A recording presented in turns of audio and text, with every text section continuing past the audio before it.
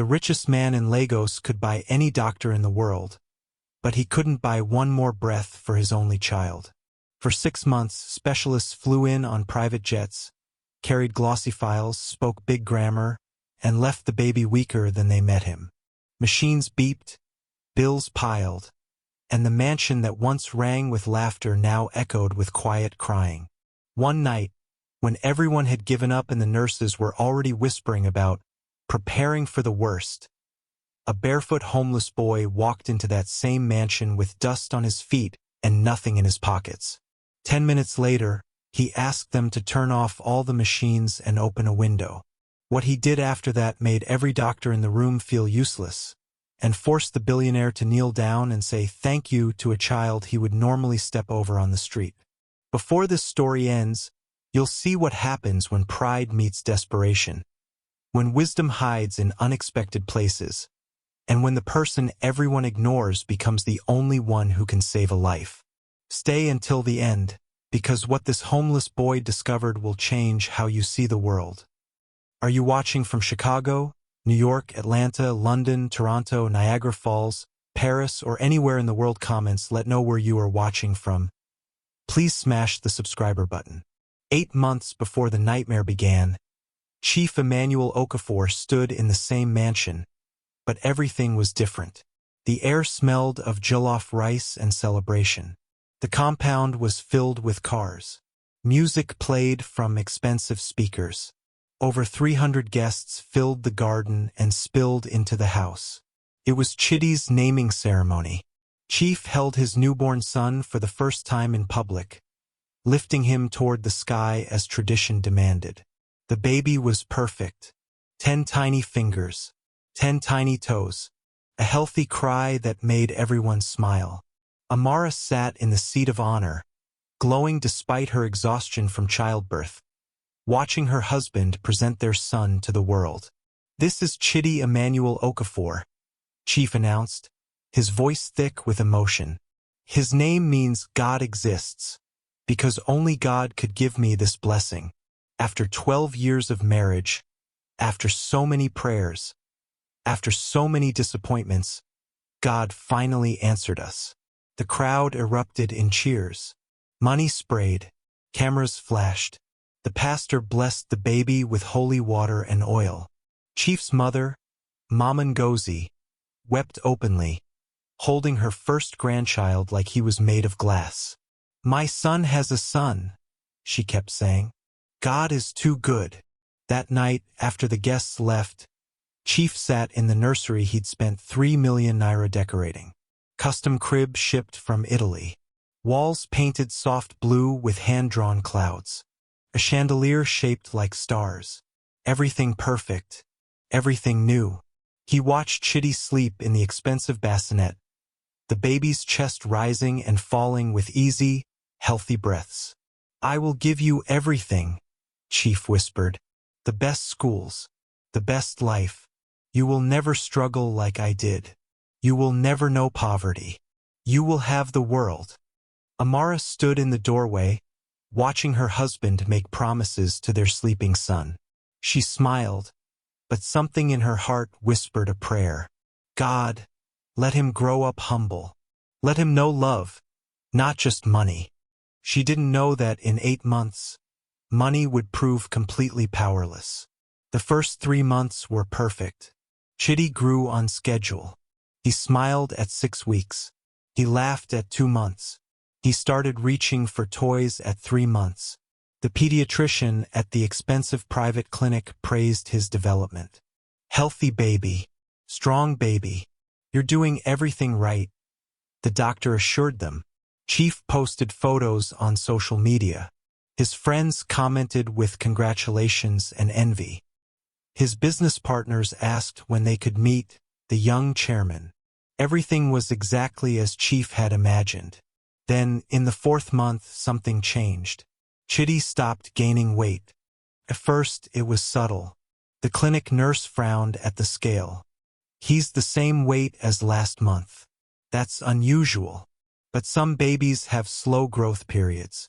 Let's watch it." They watched, and the next month, Chidi had lost weight. "This is concerning," the pediatrician said, no longer smiling. Let's run some tests. Blood tests, urine tests, stool samples. Everything came back normal. Perhaps he's not feeding well, the doctor suggested. Let's try a different formula. Amara tried 5 different formulas. Chidi refused them all. He cried when the bottle touched his lips. His small face twisted with discomfort. By the 5th month, Chidi stopped smiling. He would lie in his crib, staring at nothing, his eyes dull and unfocused. Something is wrong, Amara told Chief. Really wrong. I can feel it. We have the best pediatrician in Lagos, Chief said, trying to sound confident. He'll figure it out. But the pediatrician didn't figure it out. He referred them to a specialist. Dr. Alyamide was a pediatric gastroenterologist. Trained in London. Published author. Awards lining his office walls. He examined Chidi thoroughly. I suspect a digestive disorder, he said. Perhaps lactose intolerance. Perhaps something more serious. We'll need an endoscopy. They did the endoscopy. Chidi screamed before the anesthesia took him under. Amara held her baby until the nurses took him away. Then she collapsed in Chief's arms, sobbing. The results came back. Normal. I don't understand, Dr. Alyamide admitted. The endoscopy shows nothing wrong. But clearly something is wrong. Let me refer you to a colleague who specializes in rare pediatric conditions. Dr. Adebayo was that specialist. Pulmonologist. The best in West Africa, they said. He took one look at Chidi's labored breathing and ordered a chest X-ray. Could be respiratory. Let's check the lungs. The X-ray showed nothing definitive. Dr. Adebayo prescribed antibiotics and steroids. Give these for 2 weeks. Come back. 2 weeks later, Chidi was worse. He could barely keep his eyes open. His breathing had become shallow. His skin looked gray. We need to hospitalize him, Dr. Adebayo said. Chidi spent 3 weeks at Lagos University Teaching Hospital. They ran every test available in Nigeria. Genetic screening, metabolic panel, immune function tests, neurological assessments, CT scans, MRIs. Chief spent 14 million naira in those 3 weeks. Every test came back inconclusive or normal. I'm going to be honest with you, Dr. Adebayo said one night, his professional mask slipping. I don't know what's wrong with your son. I've consulted with colleagues in South Africa, England, and America. Nobody can identify the cause. Amara stopped sleeping. She moved into the hospital room, refusing to leave Chidi's side. She watched the monitors constantly, terrified that each breath would be his last. Chief called in more specialists. Dr. Patel from the German Medical Center. Professor Williams from a London Children's Hospital who consulted via video call. Dr. Chun, a Chinese medicine practitioner someone recommended. Each one examined Chidi. Each one ran tests. Each one took Chief's money and left without answers. Have you considered it might be spiritual? Chief's mother suggested one evening. Chief had never been a superstitious man. He believed in science, in medicine, in things you could see and measure. But desperation makes people reconsider everything. He took Chidi to 3 different churches. Pastors prayed. They anointed the baby with oil. They declared healing and breakthrough. Chidi got worse. He took him to a Muslim cleric someone recommended. The man wrote verses on a wooden slate, washed them with water, and told them to bathe Chidi with it. Chidi got worse. The mansion that had been filled with celebration 8 months earlier now felt like a tomb. The nursery with its Italian crib and star chandelier sat empty. Chidi was in the master bedroom, surrounded by medical equipment Chief had purchased. Oxygen concentrator, feeding tubes, monitors tracking every vital sign. The staff whispered when they thought no one could hear. The baby is going to die. All that money can't save him. Maybe it's a curse. Chief heard them. He said nothing, because deep down he was thinking the same thing. Meanwhile, 200 kilometers away in a different world, a boy named Samuel woke up under the third mainland bridge. The concrete was cold. The air smelled of diesel and garbage. Cars roared overhead, making the bridge vibrate. Samuel sat up slowly, his thin body aching from sleeping on hard ground. He was 12 years old, but he looked 9. Malnutrition had stunted his growth. His clothes were torn and dirty. His feet were bare, calloused from walking on hot pavement. His hair was rough and uncombed, matted in places. But his eyes were bright and intelligent. Samuel reached into his small dirty bag and checked his treasures. Dried neem leaves, bitter cola nuts, scent leaf wrapped in old newspaper, roots from a plant his grandmother called healing stick. These were all he had left of her. Grandmother Nkechi had been a herbalist in their village in Enugu State. Everyone came to her when they were sick. Headaches, stomach problems, malaria, infections, wounds. She could treat them all with plants from the forest. Samuel remembered the day she first took him into that forest. He was 7 years old. "Come, Sammy," she'd said, using the nickname only she was allowed to use. "Let me show you the medicine all around us." She taught him which leaves stopped pain, which roots brought down fever, which bark healed wounds. She taught him to smell the air around a sick person. "Sickness has a smell," she told him. "Learn to recognize it." Samuel learned everything she taught. He had a gift for it. He could look at a plant once and remember it forever. He could smell sickness the way other people smelled smoke. When Samuel was 9, his grandmother got a cough that wouldn't stop. She tried all her medicines, but nothing worked. The cough got worse. Blood appeared in her handkerchief. "Grandmother, we need to take you to the hospital," Samuel begged. "We have no money for hospital," she said weakly. "Then let me go to the forest. Let me find something to help you." She shook her head. "This sickness is beyond forest medicine. This one requires what I cannot afford." She died 2 weeks later. In her final moments, she held Samuel's hand. "Don't forget what I taught you," she whispered. "Use it to help people. Promise me." "I promise, grandmother." After she died, Samuel had nowhere to go. His mother had died giving birth to him. His father had died in a motorcycle accident 3 years earlier. His grandmother was his last family, except for his uncle in Lagos. Uncle Festus was his father's younger brother. He worked as a security guard at a shopping plaza in Ikeja. He lived in a one-room apartment in a crowded neighborhood. When Samuel arrived from the village with nothing but his small bag, Uncle Festus took one look at him and frowned. "You want to live here? In this small space?" "Please, Uncle. I have nowhere else. I can barely feed myself. How can I feed a growing boy? I won't eat much. I can work. I can help." Uncle Festus let him stay for 2 weeks. Then he came home drunk one night and exploded. "You are eating my food, using my water, taking my space. Your father was the successful one, not me. Why should I suffer for his son?" He threw Samuel out, literally, grabbed him by the shirt and pushed him into the street. "Don't come back." Samuel stood in the dark Lagos street, 11 years old, alone, with only his bag of herbs and the clothes on his back. That was a year ago. Since then, Samuel had survived on the streets. He slept under the bridge. He bathed in public toilets when he could. He ate from garbage bins behind restaurants. He dodged police who arrested street children. He avoided older street boys who robbed and beat younger ones. But he also helped people.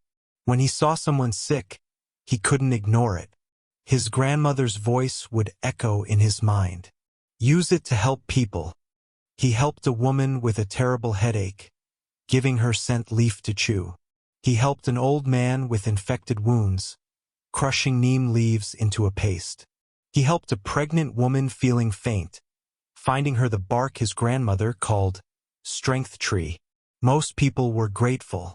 Some gave him money or food, but some laughed at him. Bush medicine, they scoffed. We are in Lagos, not the village. Some were scared of him. Street child, probably wants to rob me. Some were simply too proud to accept help from someone so poor and dirty. But Samuel continued helping anyway, because he'd promised his grandmother, and because helping others was the only thing that made him feel human instead of invisible. On the morning that would change everything, Samuel woke under the bridge, checked his herbs, and started walking toward the market where he sometimes begged for food. He didn't know that in a few hours, he would meet a desperate billionaire stuck in traffic. He didn't know that all his grandmother's teachings were about to save a life that 14 expensive doctors couldn't save. He just walked, barefoot and invisible, through a city too busy to see him.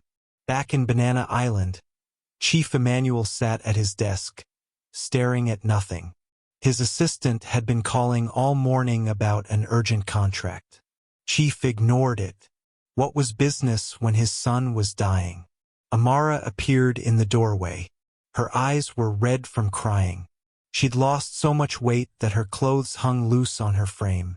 Emmanuel, we need to talk. Not now, Amara. Yes, now. Her voice was firm. Dr. Adeyemi just left. He told me what he didn't want to say in front of you. He said we should consider making Chidi comfortable, turning off the machines, letting him go peacefully instead of suffering. Chief's hands clenched into fists. No, Emmanuel. I said no. I won't give up on our son. We've tried everything. 14 doctors. 6 months. How much more can we? As long as he's breathing, there's hope. Amara collapsed into a chair, sobbing. What hope? What are we hoping for? A miracle? Chief had no answer. Yes, that's exactly what he was hoping for. A miracle. Because medicine had failed them completely. His phone buzzed. His mother calling again. He declined it. She'd been suggesting traditional healers, prayer warriors, and spiritual solutions he'd already tried. Nothing worked. Nothing. I'm going out, Chief said suddenly. Where? I don't know. Anywhere. I can't sit in this house and watch our son die. He left without waiting for a response. His driver, Emeka, was surprised to see him. Where to, Chief? Drive. Anywhere. Just drive. They headed toward the mainland. At least in traffic, Chief could think. Or maybe stop thinking. He didn't know which he needed more. That's when the Mercedes got stuck on 3rd Mainland Bridge. An accident ahead. Nothing moving. And that's when Chief saw the small boy in torn clothes, walking along the pedestrian path. The boy who would save everything. Chief watched Samuel help the coughing woman with the dried leaves. Watched the woman's shocked relief. Watched the boy refuse money and move on. Emeka, you saw that? Yes, sir. Follow him. For 15 minutes, Chief watched Samuel help 3 more people. Each time, the boy reached into his dirty bag, offered something natural, and each time, the person's condition improved. Park the car, Chief ordered. He got out of the Mercedes and approached the boy. Up close, Samuel was even smaller than he'd thought. Malnourished, dirty. His feet were cracked and bleeding from walking on hot pavement. But his eyes were clear and intelligent. Good afternoon, Chief said. The boy turned, surprised to be addressed by someone so well-dressed. Good afternoon, sir. What is your name? Samuel, sir. Samuel, I saw what you did for those people. The woman coughing.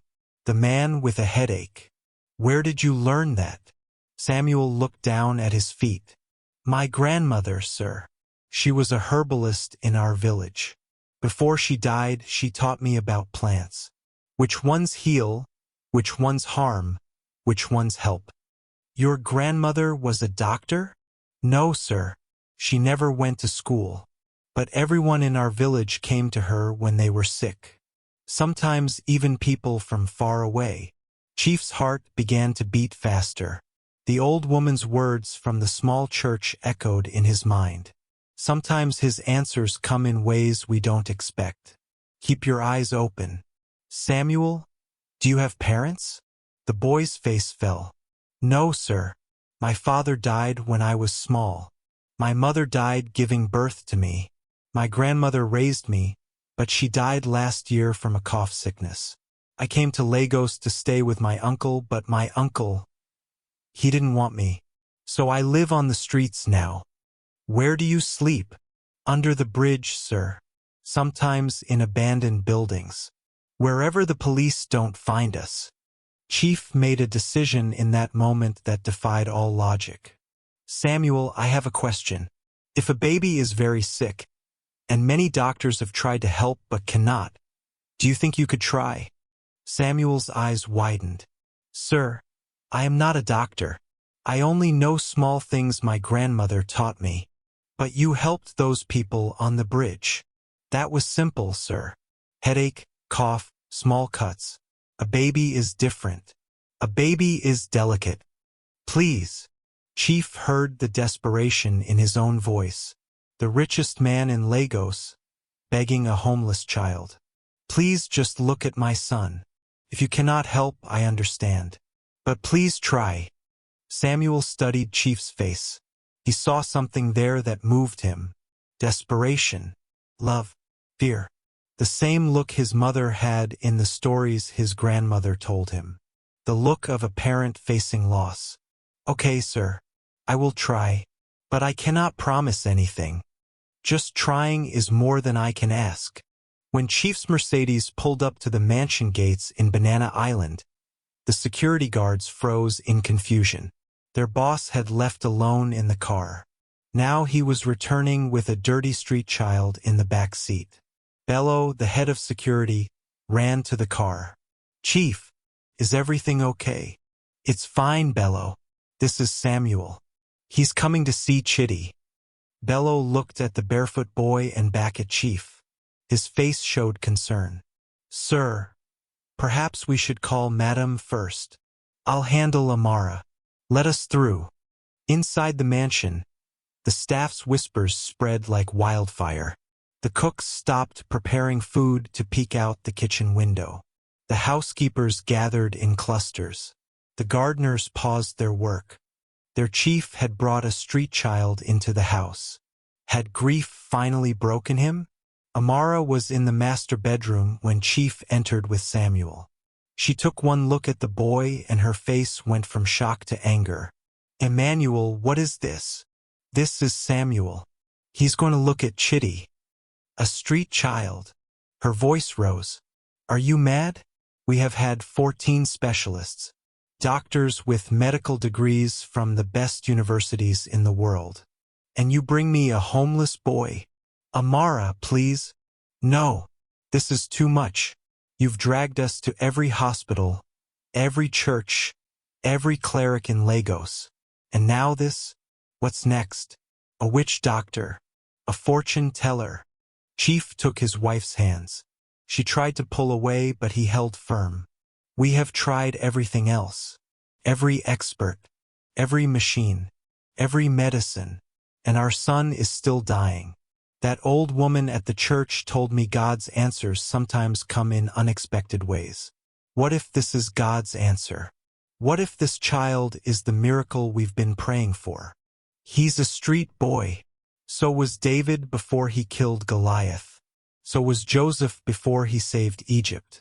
Amara, what do we have to lose? Amara looked at Samuel. The boy stood quietly near the door, not speaking, not defending himself, just waiting with a calm dignity that seemed strange for someone so young and poor. There was something about his eyes, something gentle, something that reminded her of her own grandmother who used to heal people in their village before moving to the city. "Fine," she said, her voice breaking. "Fine. Let him try. At this point, what do we have to lose? Our son is dying anyway." The three nurses in the room were horrified. The head nurse, Nurse Chioma, a stern woman with 20 years of experience, stepped forward. "Chief, I must protest. This is highly irregular and potentially dangerous.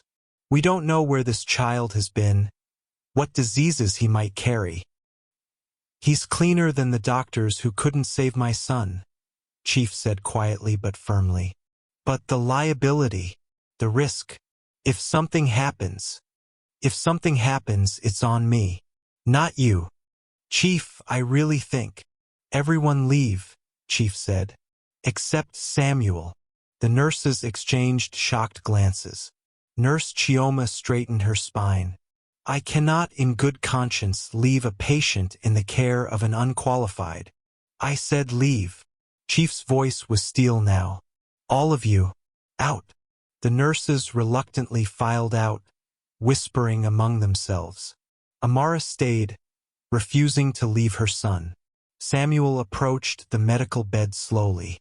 He looked at all the machines, oxygen concentrator, feeding pump, heart monitor for drip. He seemed overwhelmed for a moment. This was nothing like his grandmother's simple treatments in the village. Then he took a deep breath and stepped closer to baby Chidi.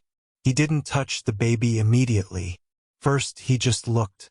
His eyes moved over Chidi's small body with surprising intensity. He studied the baby's color, his breathing pattern, the way his small chest struggled to rise and fall. Then Samuel did something unexpected.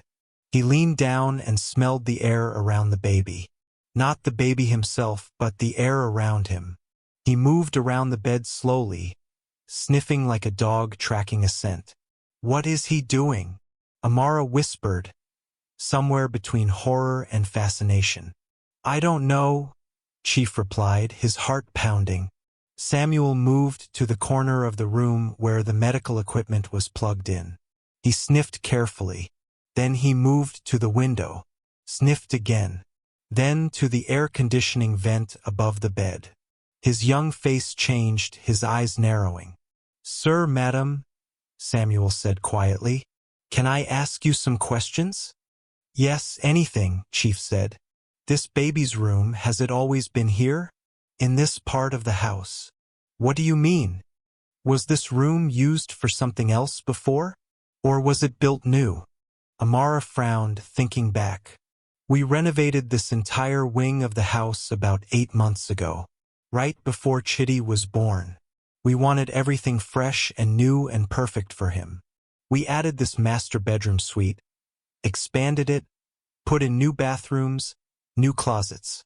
Samuel nodded slowly, still sniffing the air.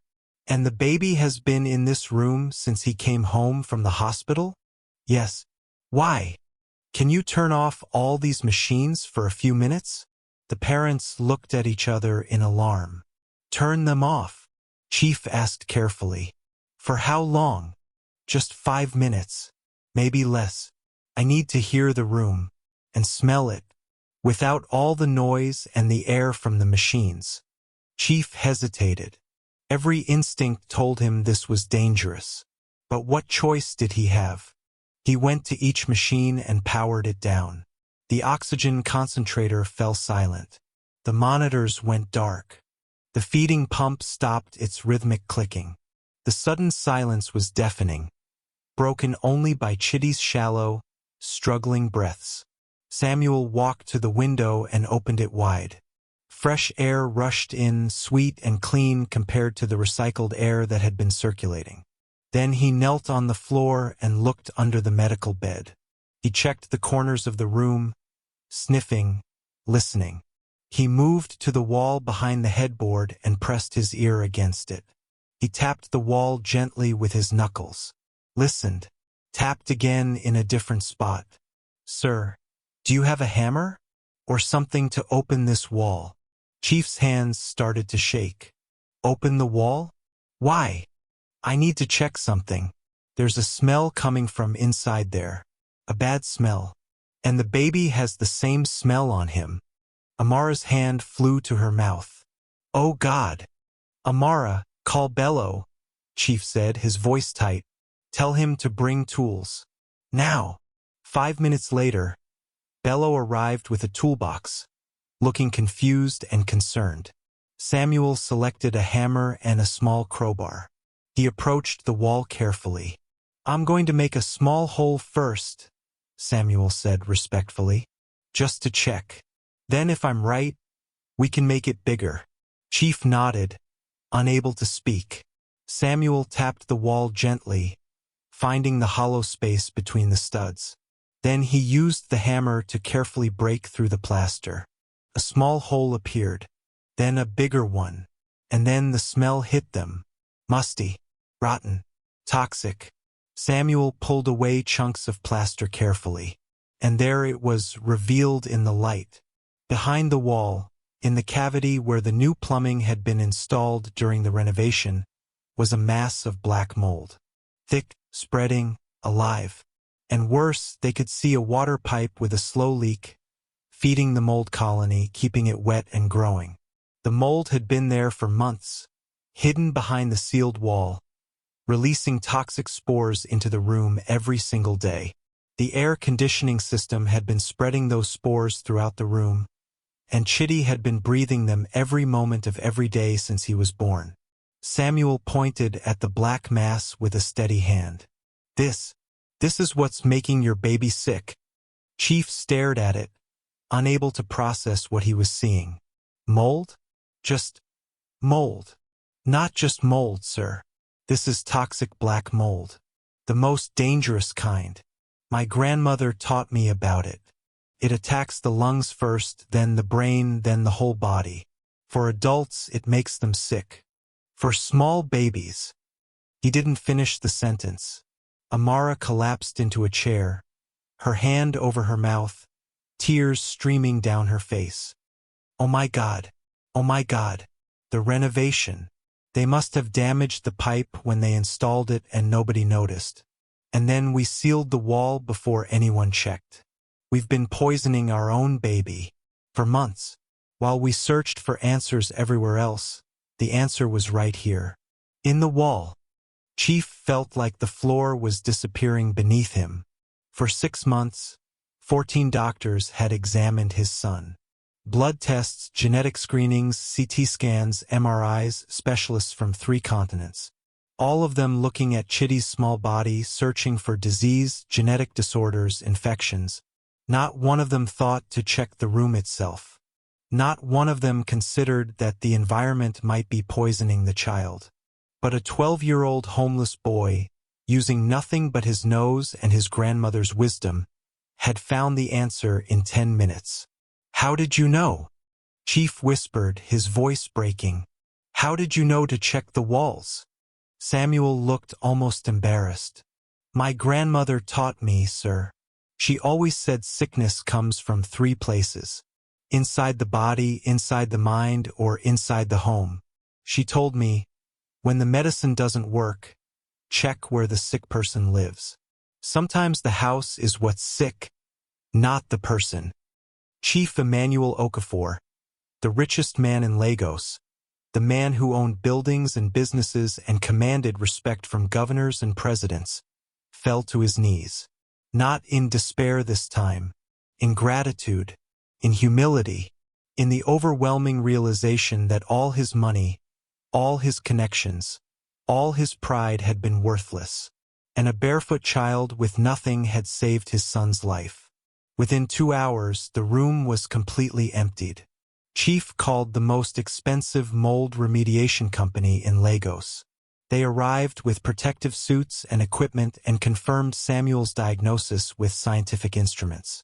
Stachybotrys chart arum, the lead technician said, his voice grim behind his mask. Toxic black mold. Dangerous levels. This should have been caught during the renovation inspection. Someone will answer for this. Baby Chidi was moved to a different room on the opposite side of the mansion. A room that had never been renovated.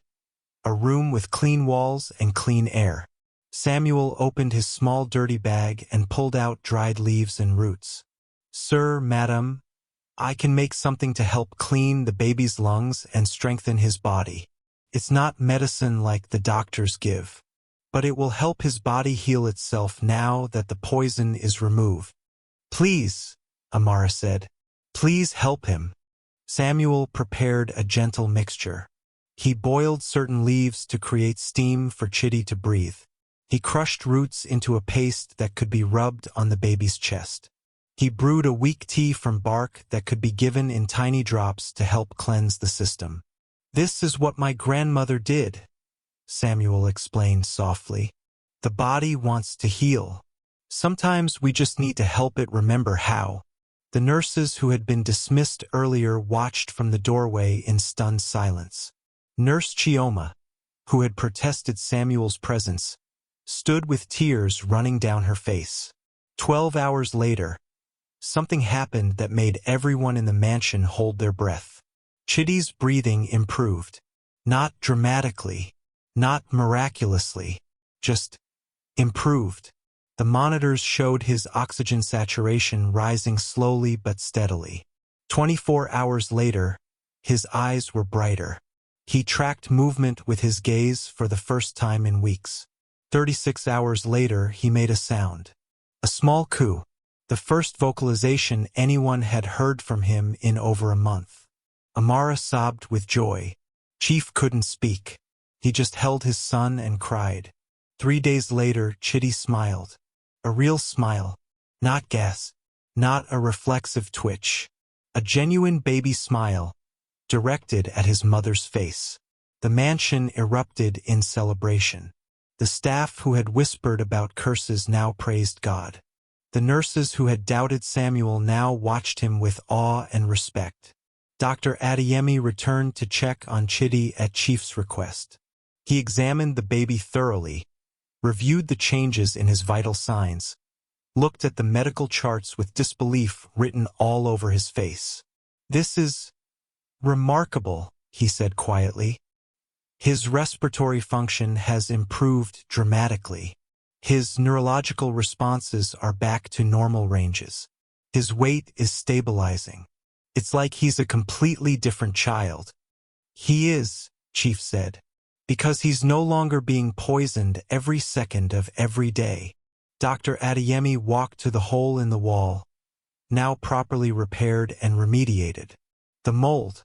I never thought to check environmental factors. We were so focused on finding something wrong with the baby, genetic, metabolic, infectious, that we didn't consider something might be wrong with his environment." He turned to Chief. "Where is the boy who discovered this?" "He's staying here. I would like to meet him." Samuel was brought to the room. He stood quietly, still uncomfortable with all the attention, still looking small in the clean clothes the staff had given him. Dr. Adeyemi looked at the 12-year-old homeless boy and did something Chief had never seen a Nigerian doctor do. He bowed slightly. "Young man, you accomplished what 14 specialists could not. You saved this child's life using wisdom I was never taught in medical school." "Thank you." Samuel looked down at his feet. "I just did what my grandmother taught me, sir." "Your grandmother was wise, and so are you." Dr. Adeyemi paused. "I'm going to recommend that all my colleagues start including environmental assessments in difficult pediatric cases. Because of what you taught us today."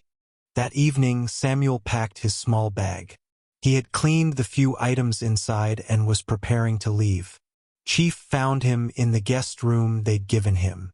"Samuel, what are you doing?" "Getting ready to go, sir." "Go where?" "Back to the streets, sir. Back to my place under the bridge." "Why would you do that?" Samuel looked around the beautiful room with its soft bed and clean walls. "Because this is not my place, sir. I don't belong here. You've been very kind. You've fed me and given me clean clothes and let me rest in a real bed. But I'm just a street boy. This is not my world." Chief sat down next to him. "Samuel, you saved my son's life. 14 doctors with all their degrees and machines and tests failed. You succeeded. Do you understand what that means? Samuel shook his head. It means you have a gift, a real gift, not just for healing, but for seeing what others miss, for solving problems in ways trained experts can't imagine. You used wisdom that can't be bought or taught. You saw what trained eyes were blind to. But I didn't do anything special, sir. I just remembered what my grandmother taught me. That's exactly my point. Your grandmother gave you something precious, knowledge that saves lives. And right now, you're living on the streets, hiding that gift where it can't help as many people as it should. Samuel's eyes filled with tears. But what else can I do? I have no school, no family, no home. You could have all of those things, Chief said gently, if you'll let me give them to you. Sir, Samuel, I want to offer you something. A home here with us, not as a servant, not as a guest, as family. I want to send you to the best schools. I want you to learn everything you can. Science, medicine, everything. Imagine combining your grandmother's wisdom with modern medical training. Imagine how many lives you could save. Samuel's voice was barely a whisper. Why would you do this for me? Because you did the unthinkable for me. You gave me back my son when I thought he was lost forever. How can I not give you back your future? Samuel cried then, really cried. All the grief for his grandmother, all the fear from living on the streets, all the loneliness of being unwanted and invisible. It poured out, and Chief held him the way a father holds a son. That night, Amara came to Samuel's room. She sat on the edge of his bed. Samuel, I'm sorry I doubted you. I'm sorry I judged you by your clothes and your appearance. I almost let my pride cost me my son. I was so busy trusting expensive doctors that I couldn't see the answer God sent to me was wearing torn clothes and had dust on his feet. She took his small, rough hand in hers. From this day forward, you are my son too. Not a guest, not charity, family. You saved Chidi's life. That makes you his brother. That makes you mine. Do you understand? Samuel nodded, unable to speak through his tears. The next Sunday, Chief Emmanuel did something that shocked Lagos society. He brought Samuel to his prestigious church, not as a charity case, as his son. He introduced him to the governor, to business leaders, to everyone who mattered. This is Samuel, Chief announced proudly. The boy who saved my son's life when the best doctors in the world could not. Some people whispered. Some judged. Some couldn't understand how a billionaire could embrace a street child so completely. But Chief didn't care. 3 months later, Samuel was enrolled in one of Lagos's top international schools. He struggled at first. He'd never been to formal school. But he learned quickly. His teachers were amazed by his intelligence, his curiosity, his unique way of seeing problems. 6 months later, Chief legally adopted Samuel. The boy who had slept under bridges now had a family name, Emmanuel Okafor. 1 year later, Chidi celebrated his 2nd birthday. Healthy, thriving, running around the garden, laughing. Samuel helped blow out the candles. At the party, Chief made a speech. A year ago, I thought money could solve everything. I learned the hard way that it cannot. I brought in specialists from around the world, but I almost missed the answer standing right in front of me. Samuel taught me something important. Wisdom doesn't always come in expensive packages. Sometimes the greatest knowledge walks barefoot. Sometimes the deepest insight comes from the most unexpected source. And sometimes, God's answer to our prayers looks nothing like what we expected. He paused, his voice thick with emotion. I have 2 sons now. One I almost lost because of my arrogance. One I almost missed because of my pride. But God used a homeless boy to humble a rich man. And in saving my son's life, Samuel saved my soul too. The crowd applauded. But the most meaningful moment came later, when Samuel and Chidi sat together in the garden. The toddler climbed onto his big brother's lap, and Samuel held him gently, remembering the tiny, sick baby he'd first seen in that poisoned room. "You're going to be okay now, little brother," Samuel whispered. "I'll always protect you." Samuel went on to excel in school. He studied both traditional medicine and modern science. He became the bridge between ancient wisdom and contemporary knowledge. Years later, he opened a medical practice that combined both approaches, honoring his grandmother's teachings while using cutting-edge medicine. And he never forgot where he came from. Every week, Samuel went back to the streets, not as a homeless child, but as a healer. He treated people who couldn't afford doctors. He taught other street children about medicinal plants. He gave back the hope that had once been given to him. Chief Okafor's construction company started a new initiative, building affordable clinics in poor neighborhoods, staffed by doctors trained in both modern and traditional medicine. All of it inspired by a 12-year-old boy who knew that healing doesn't always come from expensive machines. The nurses who had doubted Samuel publicly apologized. Dr. Adeyemi became his mentor, learning from Samuel even as he taught him. And Amara became Samuel's fiercest protector, loving him as completely as she loved Chidi. The story spread across Lagos, then across Nigeria, then across Africa. The billionaire who adopted the homeless boy who saved his son. It became a reminder that wisdom can be found in unexpected places, that answers come in forms we don't recognize, that pride blinds us to truth, and somewhere under a bridge or in an abandoned building, there might be another Samuel, another child with knowledge passed down from grandmothers and grandfathers, another answer walking barefoot through a city that's too busy to notice. This story teaches us several things. First, never judge people by their appearance. The person you ignore on the street might have the answer to your biggest problem. Second, wisdom comes from many sources. Traditional knowledge and modern science are not enemies. They can work together. Third, sometimes the simplest solution is the one everyone misses. 14 specialists looked for complex medical conditions. A 12-year-old looked at the room. Fourth, God's answers don't always come wrapped in expensive packages. Sometimes miracles walk barefoot. And finally, when someone saves you, the greatest gratitude is giving them a future. Chief Okafor could have given Samuel money and sent him away. Instead, he gave him family, education, purpose, dignity. And in doing so, he didn't just save one boy. He potentially saved thousands of future patients who would one day benefit from Dr. Samuel Okafor's unique combination of traditional wisdom and modern medicine. The homeless boy did the unthinkable. He saw what doctors missed. He solved what specialists couldn't. He healed with humility. And he taught a billionaire that the greatest wealth isn't money in the bank. It's wisdom in the heart. If this story touched you, if it made you think differently about the people you pass on the street, if it reminded you that answers can come from unexpected places, then please share it. Like this video, subscribe to this channel.